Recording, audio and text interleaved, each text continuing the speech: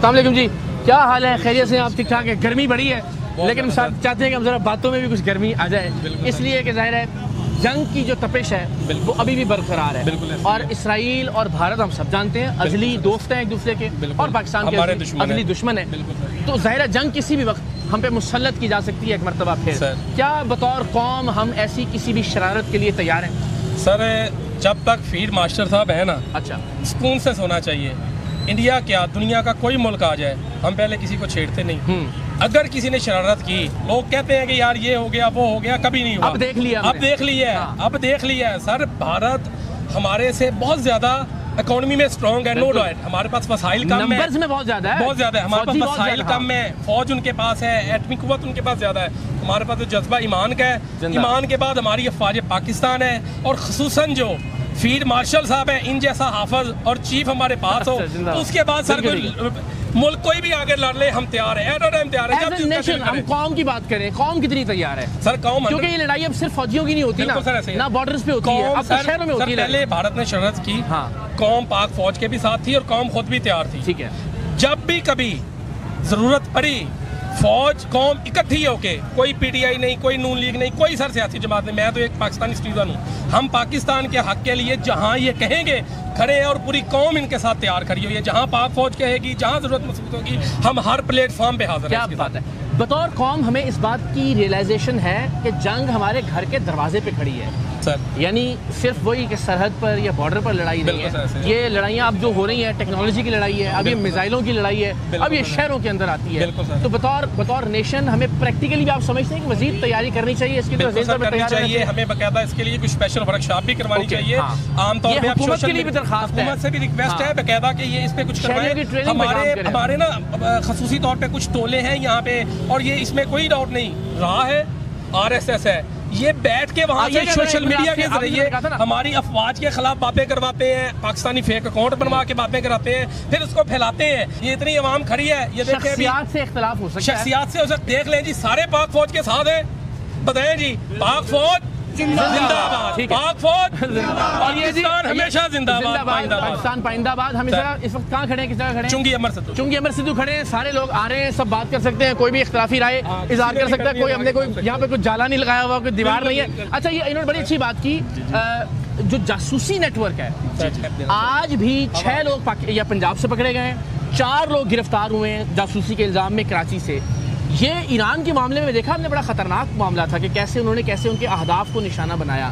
तो आपको लगता है कि ज़रा थोड़ा सा और एहतियात की ज़रूरत है, क्लीन अप ऑपरेशन की ज़रूरत है पाकिस्तान के अंदर भी, कि कोई ऐसे अनासर तो नहीं है हमारे अंदर घुस के बैठे हुए कि जो हमें नुकसान पहुँचा सकते हैं? इकरार भाई, मैं आपको बताऊँ, कभी भी जब तक लोकल लोग आपकी डोमेस्टिक हेल्प नहीं ना होती, कभी भी बाहर से आके बंदा कोई भी रिटेलिएट नहीं कर सकता, कोई भी आगे आपकी लोकल इंफॉर्मेशन नहीं ले सकता।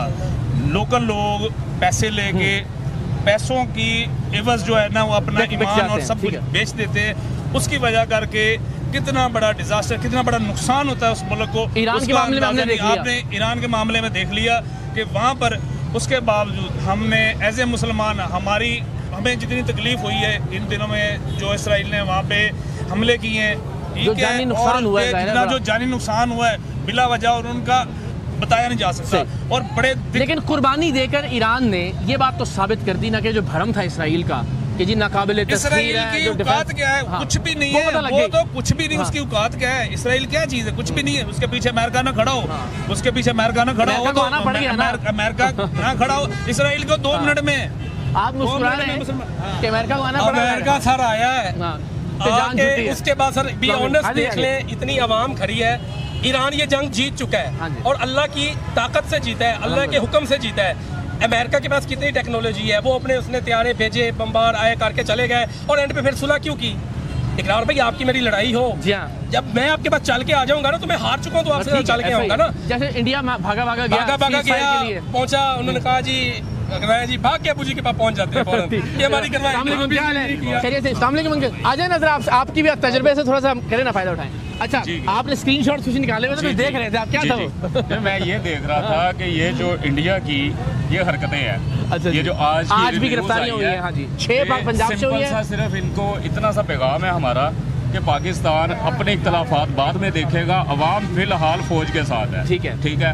सियासी इख्तलाफात, बिल्कुल बिल्कुल सियासी इख्तलाफात, बेशक मैं PTI से, नून लीग से, किसी से भी हूँ, वो कोई मसला नहीं है, ठीक है। लेकिन जब हमारे बात आती है हमारे घर की, तो हमें घर पहले देखना है। आपके ख्याल में इस वक्त ऐसे हालात हैं कि हमें कौम को इत्तेहाद की, इत्तेफाक की बार बार बात करनी चाहिए? बिल्कुल बिल्कुल, यानी ये आप समझते हैं कि ये जंग खत्म होगी पाकिस्तान इंडिया की? खत्म फिलहाल नहीं हुई, फिलहाल ये सिर्फ एक वक्फा ब्रेक है। जैसे अजानों के टाइम हमें वक्फा करना पड़ेगा, सिर्फ ये वक्फा है। खतरा अभी भी है। अभी ईरान पे हो, ईरान पे देखें, ईरान ने अपने ईमान की ताकत से, उनके पास, ईरान के पास अभी ईमान जिंदा है, हमारे पास भी जिंदा है। लेकिन बात यह है कि हमें अपने इख्तलाफात खत्म करने हैं, फिर जाके हम किसी का भी मुकाबला कर सकते हैं। सबसे अहम मुझे लगता है जो इस मामले में गुफ्तगू है ना, वो ये कि अब हम इर्रेलेवेंट नहीं रह सकते। अब हम ये नहीं कह सकते कि ये नदी लड़ाई है, ए लड़ाई, बिल्कुल नहीं, इसलिए कि घर घर लड़ाई आ जाती है। बात वहीं पे आ जाती है कि पहले भी हमने ये खामोश रह के ये इतना जुल्म अभी तक बर्दाश्त कर लिया है, तो खामोश बिल्कुल भी रहना नहीं चाहिए। सबको खुला पैगाम है कि एक जान होकर, एक कौम होकर हमें पैगाम देना है, ठीक है। तो इसराइल की बात वही आ रही थी। इसराइल एक इतना सा मुल्क है, सिर्फ सपोर्ट अमेरिका की वजह से और ये हरकतें कर रहा है। तो मेरे ख्याल में हमें बाकायदा खुल के पैगाम हमारे मुल्क से जाना चाहिए कि हम ईरान के साथ खड़े हैं। वो सियासी बयान नहीं होना चाहिए कि खड़े इधर है और बैठे इधर है, और दोनों तरफ ये नहीं होना चाहिए। क्लोजिंग रिमार्क्स लूंगा आपसे जासूसी नेटवर्क पर। अस्सलाम वालेकुम, कैसे मिजाज, खैरियत से आप? ठीक ठाक है। हमने कहा आपके तजर्बे से भी थोड़ा सा मुस्तफीद होना। ये जंग के मामले में हम सुनते आए थे कि पाकिस्तान ने भारत को तहु-तेह कर दिया था 1965 की जंग में, और जितने किस्से हम सुनते थे कि कौम और फौज साथ मिल गई थी, वो सच्ची बात है 2025 में हमने देखा। लोगों ने बैठ के खुद करीब अपने मिसाइल चलवाए, मिल के जो है ड्रोन को निशाना बनाया, और कौम ने वाक़तन जो है वो साथ दिया अपनी अफवाज का, तमाम तरह इख्तलाफात बुला के। सवाल ये है कि क्या जंग का ख़तरा आप समझते हैं भारत की तरफ से अब टल गया है, या ये ख़तरा भी बरकरार है? देखें भाई, बात यह है कि जो कुफार और मुसलमानों की जो जंग है ना, वो क़यामत तक चलती ही रहनी है। इंडिया हो, इसराइल हो, अमेरिका हो, बिल्कुल ठीक है, हम सब मुसलमान गफलत में पड़े हुए हैं। मकसद और मतलब ये है कि जब कोई ऐसी सूरत हाल पाकिस्तान पर आए कि जब पाकिस्तान की सालमियत खतरे में हो, तब क्या ये इख्तलाफात भुला देने चाहिए? तब सियासी तौर पर क्या हम सबको मुत्तहिद होना चाहिए? ये एक कोशिश है कि हम सब इकट्ठे दिखाई दें दुश्मन को। देखें, जब कोई ऐसा वक्त आता है तो कौम सारी इकट्ठी हो जाती है। जज़ाकल्लाह sir, thank you so much. अस्सलाम वालेकुम वंस अगेन। अब आप ताज़ा दम हो गए ये लेमन सोडा पी के, इसलिए वापस।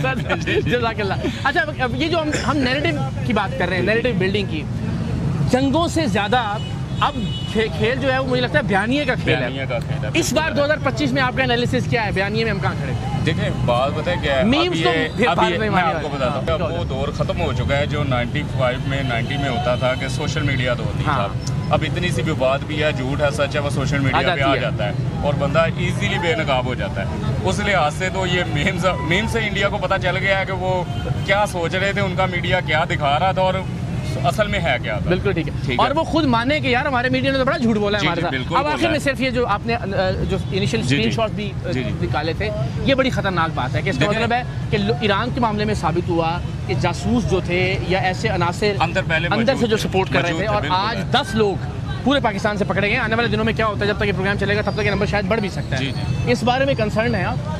बात पता है क्या है, बात ये है कि हमें जब तक अंदर से गद्दार नहीं मरते तब तक हमें ये मामला चलते रहने हैं। तो ये चीज़ें हैं कि हमें खुद को भी मजबूत करना है, इंटेलिजेंस को अपनी कारकर्दगी मजबूत करनी पड़ेगी कि वो क्यों ऐसे हो रहा है, क्यों अंदर घुस रहे हैं, कैसे पकड़े जा रहे हैं। जनाब आप कुछ कह रहे थे? मैं ये कहना चाह रहा हूँ कि देखें, इंडिया पाकिस्तान सिर्फ इंडिया पाकिस्तान की बात नहीं है, ये मुस्लिम और गैर मुस्लिम, कुफार की और गैर कुफार की बात है। अल्लाह ताला कुरान पाक में इरशाद फरमाते हैं ना कि ये यहूद और नसारा दोस्त नहीं हो सकते, और अब तो यहूद और हनूद मिल गए हैं ना।